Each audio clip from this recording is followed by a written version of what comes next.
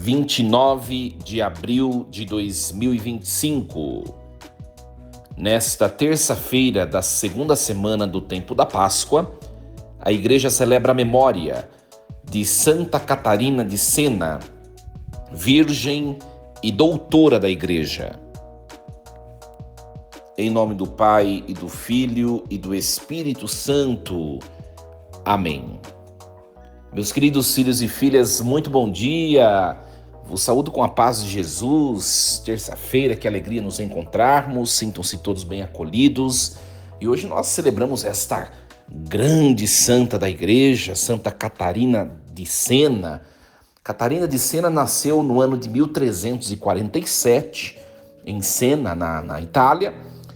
É uma família bastante pobre, né? Bastante carente. Tinha 24 irmãos, Santa Catarina de Sena. Já na infância, ela tinha visões espirituais, visões celestes. Desde criança, por causa dessas visões, dessa intimidade tão grande com Deus, Catarina de Sena já fez o seu voto de virgindade.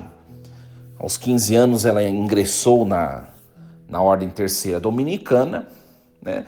E cresceu e foi se amadurecendo humanamente, se tornou uma pessoa amante da Igreja, né?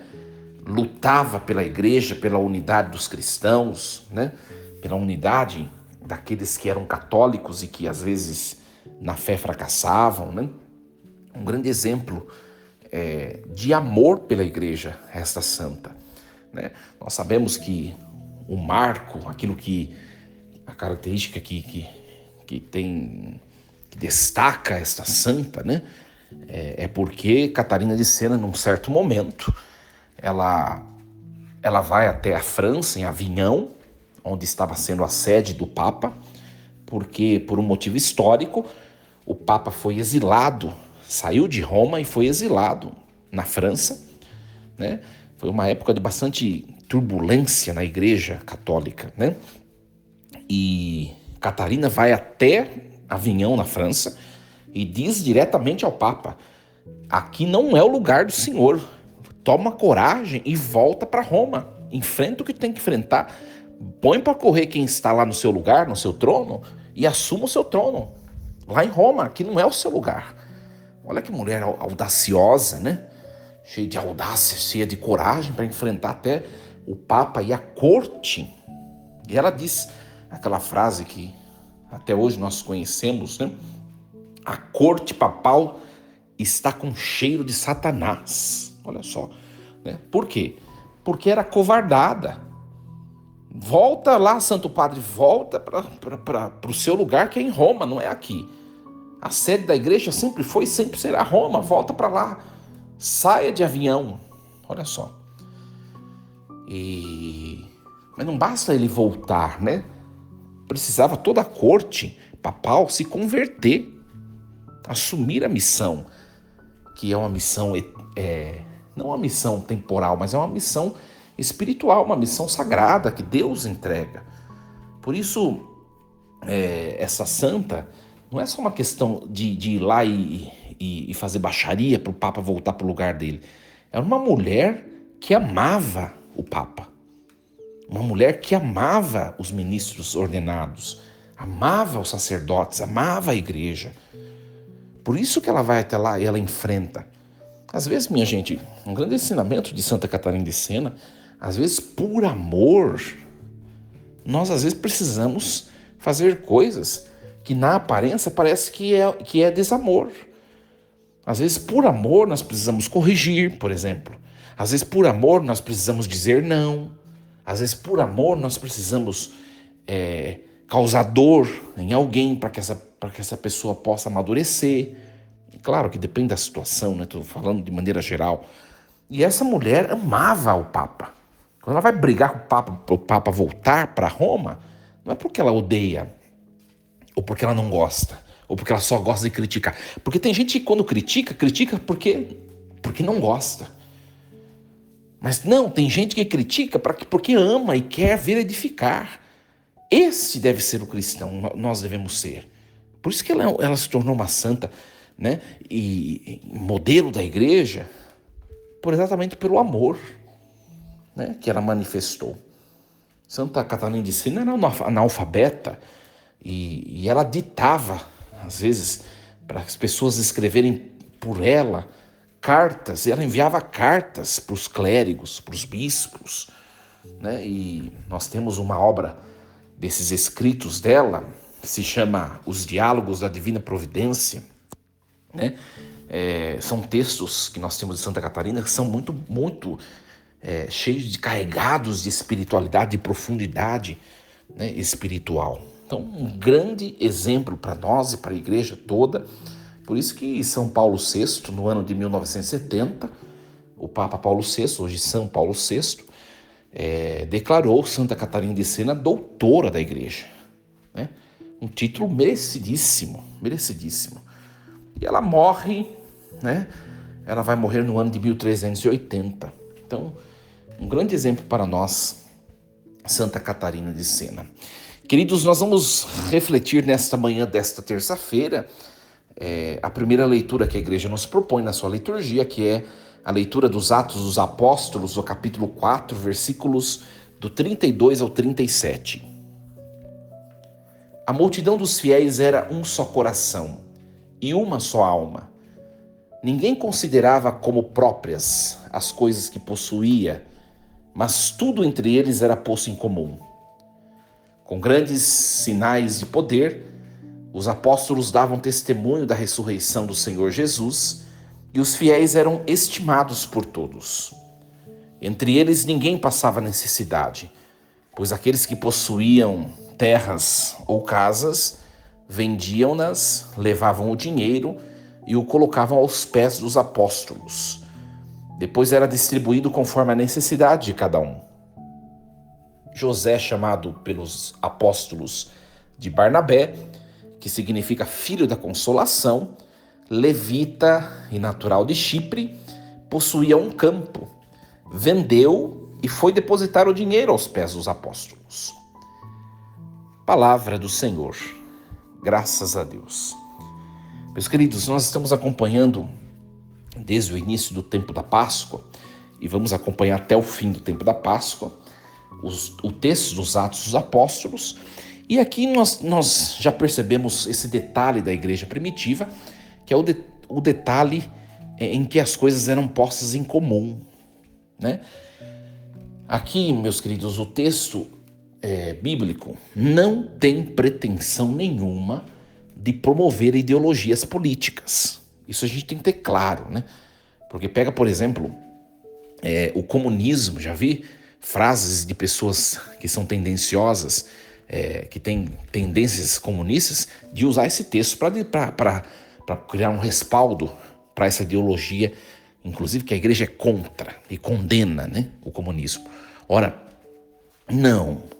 Aqui era uma coisa tremendamente, exclusivamente e prioritariamente espiritual. Aqui se vivia fraternalmente, mas não era um regime político, era um estilo de vida.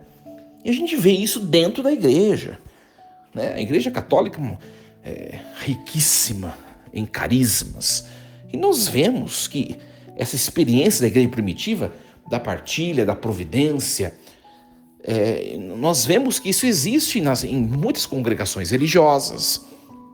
Nós vemos comunidades de vida em que pessoas vivem dessa maneira, segundo a providência. Isso é muito bonito, né? É claro que a igreja, estruturalmente como um todo, não funciona mais dessa maneira, né? Não funciona mais dessa maneira. A igreja está inserida no mundo globalizado, capitalista, e deve saber lidar com essas situações. Mas nós não podemos perder de vista aquilo que é essencial da palavra de hoje. E o que é essencial? Primeira coisa, né? Que os apóstolos eram eles quem administravam e cuidavam dos bens. Aqui é a figura dos pastores da igreja, que recebem o mono, dentre os outros 2 monos sacerdotais, recebem o monos do governo ou do pastoreio. Isso é importante. Isso é importante porque hoje nós vemos um grande questionamento sobre isso, né? A gente tem que tomar cuidado com teologias novas que surgem e que podem questionar esse mono sacerdotal de cuidar das coisas de Deus. Isso cabe prioritariamente aos sacerdotes, né? Os apóstolos administravam, cuidavam, né? As pessoas depositavam as suas doações, seus dinheiros, né? O seu dinheiro aos pés dos apóstolos que cuidavam, né? Hoje nós vemos a administração da Igreja Católica. Claro que a gente vê os nossos irmãos protestantes, muitas denominações passam por situações difíceis porque não tem um corpo administrativo como a Igreja Católica tem.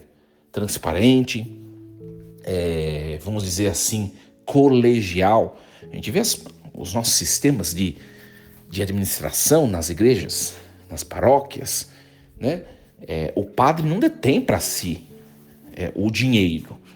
Né? Você vai procurar um padre, o padre não tem nem dinheiro no bolso hoje em dia. Ele administra a paróquia colegialmente, com outros leigos, os tesoureiros, o conselho administrativo. Então é uma coisa muito bonita a igreja. A igreja é uma instituição séria, né? Uma instituição séria. Eu sempre digo hoje em dia, a gente vê que tem tantos escândalos de fraudes e, infelizmente, os nossos irmãos de outras denominações, né? Porque não tem uma estrutura como nós temos organizada. Mas olha, minha gente, corrupção dentro da igreja católica tem que ser algo muito bem arquitetado. Por quê? Porque a comunidade está junto, caminhando junto com o padre. O padre não faz nada sozinho, né? Para ser um padre corrupto, ele tem que arquitetar muito bem. E assim deve ser a igreja mesmo. Eu digo aqui, na minha paróquia, eu não quero saber de mexer com dinheiro, né? Eu dou a palavra final, eu estou de olho em tudo. É claro que tudo tem que o padre estar por dentro, não como centralizador, mas como instrumento de comunhão, né? Como vínculo de unidade, né? Mas quem deve tocar muitas coisas são os leigos. São os leigos. Mas os apóstolos, eles recebiam e eles destinavam. Aqui no texto não está dizendo que eles quem faziam. Mas eles recebiam, eles destinavam, eles cuidavam, né? Essa figura sacerdotal do pastoreio, do governo da igreja. Muito bonito isso, né? E uma coisa interessante para a gente aprender para a nossa vida desse texto, que é a questão da confiança na providência. As pessoas depositavam todo, inclusive esse que é mencionado no texto, né? Esse tal José. As pessoas depositavam seus bens, dinheiros aos pés dos apóstolos e viviam como igreja, num só coração, numa só alma, em comunhão, né? Olha o extremo da confiança na providência de Deus. Às vezes nós duvidamos às vezes do poder de Deus, sobretudo nas questões que diz respeito a dinheiro, né? Às vezes começa a passar tem gente que passa uma dificuldade financeira, outra, né? Começa a passar algum problema ou outro, e aí já começa a desconfiar da providência de Deus. Olha que bonita a igreja primitiva, lançavam tudo o que tinham e viviam da providência, daquilo que a igreja tinha para prover. Um grande exemplo para nós que somos tão incrédulos às vezes, somos avarentos, não confiamos no poder de Deus. Um grande exemplo, talvez de todos, esse exemplo seja o maior desse texto de hoje. Aprendemos com a igreja primitiva. Que Deus nos ajude. Queridos, desejo a vocês uma terça-feira cheia de Deus, com muito amor a essa igreja na qual nós congregamos e com um sentimento de confiança tremenda da providência de Deus. Creiamos, Ele cuida de tudo, Ele não deixa faltar nada. Essa é a grande experiência da igreja primitiva. Aprendamos com eles. Força e coragem, em nome do Pai e do Filho e do Espírito Santo. Amém. E lembremos-nos sempre, Deus está no comando de tudo.